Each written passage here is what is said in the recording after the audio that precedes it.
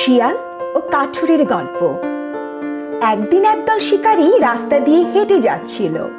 পথে তারা একটি শিয়াল দেখতে পেল। শিয়ালটিকে ধরার জন্য শিকারীরা তাকে তাড়া করলো। প্রাণ বাঁচাতে শিয়ালটি প্রাণপণে দৌড়াতে লাগলো। দৌড়াতে দৌড়াতে সে একটি কাঠুরের বাসা দেখতে পেল। কাঠুরের বাসায় গিয়ে শিয়াল বলল, আমাকে শিকারী দল তাড়া করেছে, দয়া করে আমাকে একটু আশ্রয় দিন। কাঠুরে শিয়ালকে বাসায় ঢুকতে দিল এবং একটি ড্রামের ভিতরে লুকিয়ে রাখলো। শিকারী দল শিয়ালকে খুঁজতে খুঁজতে কাঠুরের বাসায় আসলো। কাঠুরের পুরো বাসা তন্ন তন্ন করে খুঁজেও তারা শিয়ালকে পেল না। অবশেষে শিকারীর দল ফিরে গেল। কাঠুরে ড্রামের ভিতর থেকে শিয়ালকে বের করলো।